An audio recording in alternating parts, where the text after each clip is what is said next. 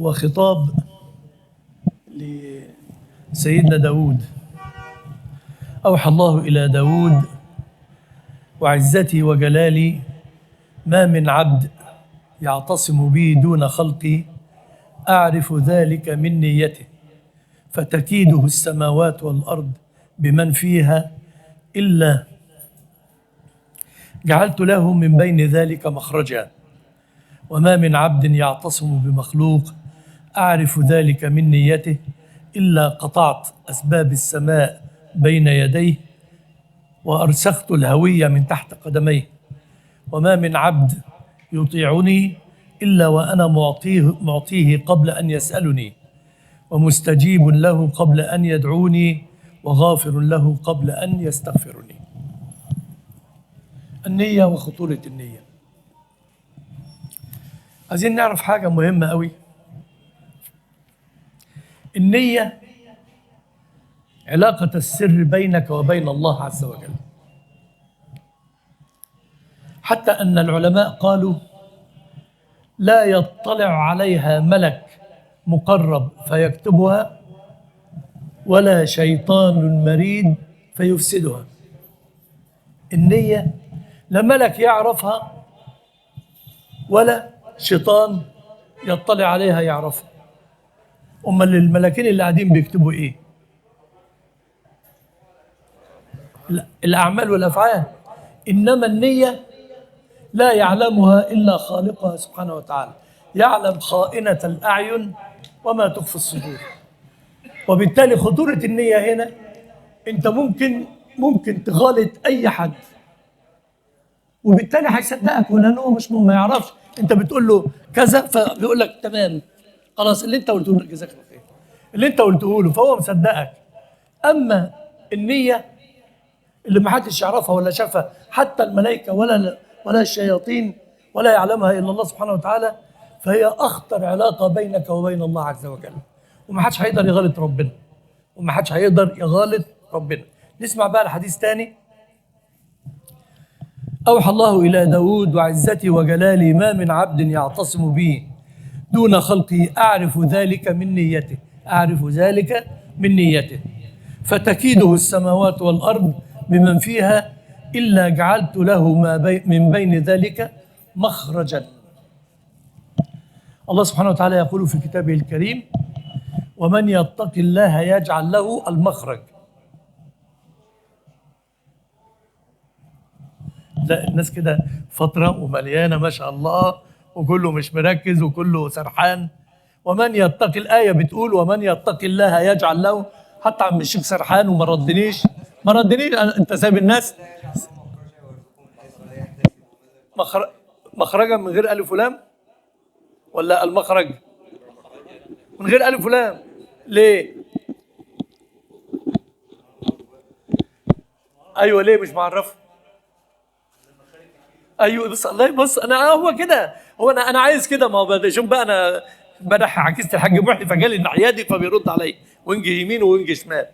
المخرج، لانه لو قال الف ولام المخرج لابد ان يحدد اي المخارج. انما مخرج من غير الف ولام، حتى ابن تيميه، الامام ابن تيميه قال ايه في الحته دي؟ قال ايه؟ لو ان السماء انطبقت على الارض لجعل الله فيها للمؤمن مخرجا. من ايه؟ طب السماء انطبقت على الارض، خلاص الدنيا ساد، مفيش قرب، مفيش. لكن المؤمن يخرج ازاي؟ بقوة لا اله الا الله. ولذلك هنا تيجي مخرجا من غير الف ولام. يبقى بس ناخد بالنا واحنا كده ايه واحنا ماشيين. حديث سيدنا رسول الله صلى الله عليه وسلم اللي بيرويه ابن عباس رضي الله تعالى عنهما وارضاه، يقول ايه؟ كنت خلف رسول الله صلى الله عليه وسلم فقال: يا غلام احفظ الله يحفظك. شرط: احفظ الله يحفظك. احفظ الله تجده تجاهك. وإذا سألت فاسأل الله، وإذا استعنت فاستعن بالله. نعم.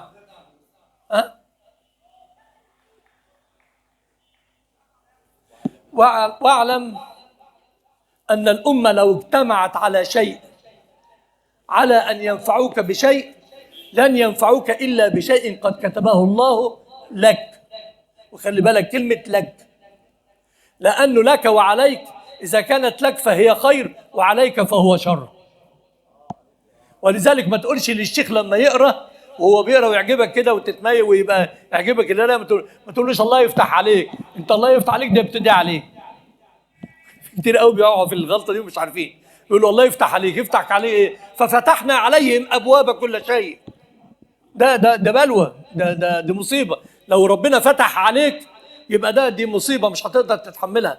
أما يفتح لك، اللهم افتح لنا جميعا فتوح العارفين. خلاص. واعلم أن الأمة لو اجتمعت عليك لن يضروك إلا بشيء. قد كتب.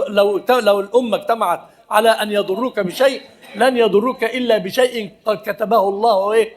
فعليك جت مع الضرر ولك جت مع الإيه؟ أن ينفعوك. خلي بالك، الأول ينفعوك يبقى لك، ولن يضروك يبقى إيه؟ عليك. وقال لك إيه؟ رفعت الأقلام وجفت الصحف. إيه بقى رفعت؟ دايما بنقراه. إيه رفعت الأقلام وجفت الصحف؟ إيه بقى؟ يعني كل شيء انتهى؟ ايوه. لا انا عايزها حته كده يعني تفصيله شويه. يعني ايه لما يقول لك رفعت الاقلام؟ يعني مفيش حاجه هتتكتب، مفيش كلام تاني هيتكتب تاني، مفيش حاجه خلاص. رفعت الاقلام، او القلم بيكتب بيه. رفعت الاقلام يبقى خلاص مش هنكتب حاجه تانيه، خلاص اللي اتكتب انكتب. طب وجفت الصحف، كان لما بيستعملوا الحبر والقلم لما يخلصوا الكتابه يعملوا ايه؟ دي معناها ايه؟ بينشف الايه؟ بينشف الحبر. لما احنا عيال صغيره ما كانش في حاجه اسمها استيكه، ما فيش ولا شيء، ما كانش في استيكه. ايوه ما كانش في استيكه. كانوا بنعمل ايه عشان نمحي، عشان نمسح، نبل كده ونعمل لغايه ما نقطع الكراسه. كنا بنعمل كده كلنا، ولا انا عجوز قوي كده؟ ما كانش في استيكه، كنا بنعمل كده. خدت بالكم من كده؟ ما هو الكلام لازم يتعرف كده والله العظيم. وانت بتقرا حس بالكلام من جواك عشان تقدر تتعايش مع الجو بتاع الحديث والآية، وتقدر تتفاعل وتقدر تصدق وتقدر تبقى ماشي مع الآية. رفعت الأقلام وجفت الصحف، يبقى قضاء الله نافذ ولا مش نافذ؟ حد هيقدر يبدل في قضاء الله وقدر الله شيء؟ ادي رفعت الأقلام وإيه؟ وجفت الصحف. تعال بقى حاجة عجيبة جدا في الحديث. وما من عبد يعتصم بمخلوق أعرف ذلك من نيته إلا قطعت أسباب السماء بين يديه وأرسخت الهوية من تحت قدميه. تعال بقى إيه؟ لما بيحبوا يعدموا واحد بيعملوا له إيه؟ بيعلقوا له الإيه؟ المشنقة. يوقفوه على حاجة وبعدين إيه؟ بعد ما يربطوه بالحبل يقوموا عاملين إيه؟ سحبينها أو يزقوها من تحت إيه؟ يقوم إيه؟ مفيش حاجة يسند عليها، مفيش حاجة. فلما التقل بقى ياخده للأرض المشنقة تعلقه يعدم يموت. طب تعالى، لا في حبل انت ماسك فيه ولا الأرض لك موجودة تحتيك، يبقى هتعمل ايه؟ ولا حاجة فيه. خلاص. ما انت مش ما فيش او آوي الى ركن شديد. ما فيش ركن هنا، ما فيش أرض ثابتة تقف عليها. وأرسخت الهوية من تحت قدمي، ده ضاع، ده ما فيش. هيروح فين؟ لا أرض واقف عليها ولا حبل ماسك فيه، ده ضاع يعني. اللي هو مين ده بقى؟ اللي هو مين؟ الفرق ما بين النص الاولاني، النص اللي بيعتمد ومتوكل على الله، وما بين اللي بيعتمد على الناس وفاهم انه ايه مصلحته عند فلان ولا علان، ولا ده في ايده انه يعمل له، وده في ايده انه يوديه، وده ايده انه يجيبه، وده في ايده انه ينقله، وده ويجيب وصايه الدنيا كلها ويتذلل له، وده هينجحه وده هيسقطه، وده شغلانه طويله عريضه. لو انت اعتقدت الاعتقاد ده فانت اشركت مع الله البعيد. تبقى أشركت مع الله. ليه؟ لأنك لو توكلتم على الله حق توكله، الطير بتعمل إيه؟ بتروح الصبح فاضية، بطنها فاضية، وتعود إيه؟ بطانة بطنها مليانة، لقيت أجلها ورزقها. وفي السماء رزقكم. لو اليقين بتاعك والعقيدة بتاعتك سليمة أنت تاخد بالأسباب. واوعى تفتكر إن في مخلوق يقدر ينفعك أو يضرك بشيء. لو دي العقيدة بتاعتك سليمة يبقى أنت إيه؟ وربنا عالم من كده، يبقى ربنا عارف انه بص بقى. وما من عبد يطيعني الا وانا معطيه. العجيب بقى، وانا معطيه قبل ان يسالني. انا الحقيقه وقفت عندها واحترت والله. طب انت لسه ما رفعتش ايدك للسماء وقلت يا رب، ولا لسه حددت المساله بتاعتك. ربنا هيديك ايه؟ علم ايه؟ لا ما حاجه، لا ايوه هيديك ايه؟ ما هو انت لسه ما حددت احتياجك، ما انت لسه ما حددتش. انا هو ده اللي انا، هو عارف نيتك، هو اعلم. في حد يقول حاجه تانية؟ النيه ماشي، في حد يقول حاجه تانية؟ طب سيدنا عمر قال ايه بقى؟ سيدنا عمر قال ايه؟ انا ما كنتش بحمل هم الايه؟ الاجابه. أنا كنت بحمل هم الدعاء. هو ربنا لما يديك انك تساله ده، تساله يبقى هنا ده عطاء ولا مش عطاء؟ يبقى هنا بس ان يستجب لك قبل ان، والا وانا معطيه قبل ان يسالني. معطيه ايه؟ معطيك انك ترفع ايدك للسماء وتساله، ده عطاء ولا مش عطاء؟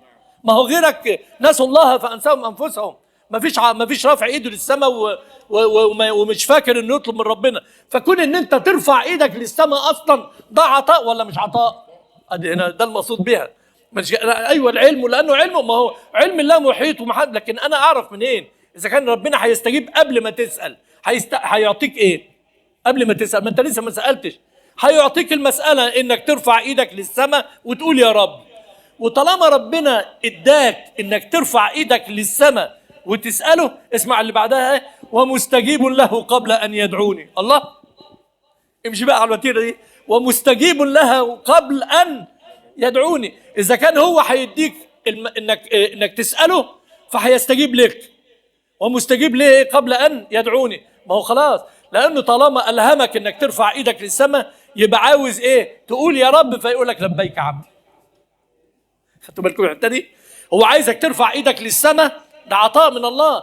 فاذا رفعت ايدك للسماء وقلت رب يا رب، يبقى مستجيب لك قبل ايه؟ ان تدعوه. انت لسه ما دعيتش اهو، لكن العطاء نفسه الهمك انك ترفع ايدك، يبقى هيستجيب لك، وانه ايه؟ ويديك، يلهمك العطاء ويستجيب لك قبل ان تدعوه. وغافر له قبل ان يستغفرني. والله 3 معاني الواحد وقف عندهم، يعني اول مره الواحد يحسها كده. وغافر له قبل ان يستغفرني. ما هو طالما انت، هي العبره كلها فين؟ المساله كلها فين؟ عارفين؟ انك تعرف ربنا. ما هو لا، ما هو انت تعرف ربنا. ما هو الهدايه دي من الله، ده عطاء من الله طبعا. لكن المشكله او الحته كلها فين؟ اللغز كله فين؟ انك تعرف ربنا. ولو عرفت ربنا خلاص بقى، هو تبقى انت هترفع ايدك وتدعي وهيديك ويعطيك ويفتح لك ويرزقك ويبارك لك ويكرمك في الدنيا ويكرمك في اولادك. طب يا عم الشيخ، انا بشوف ناس بقى، بص بقى، بيعملوا كل اللي انت بتقول عليه دوت وتعبانين في حياتهم. ده ما انت شايفهم تعبانين، لكن ما انتش شايف رضاهم. ما انتش شايف رضاهم. رضي الله عنهم ورضوا عنه. هو راضي بقضاء الله فيه، ولذلك دول في حتة تانية، دول ناس تانية. اللي يرضى بقضاء الله وقدره ده، دول في حتة تانية. تجده دايما يعني حالته على قدها لكن راضي. عيشته لكن راضي. غيره مش راضي. شتان ما بين ده وما بين ده. وده بيعامل ربنا ازاي وده بيعامل ربنا ازاي. ده سلوكه مع ربنا ازاي وده سلوكه مع ربنا ازاي. الاحاديث دي بتبين معاني جميله جدا. وربنا يجزيك الشيخ محمد انك اديت لنا السكه يا شيخ محمد، وقلت لنا الاحاديث القدسيه في ناس كتير ما بتتكلمش فيها، نتكلم فيها.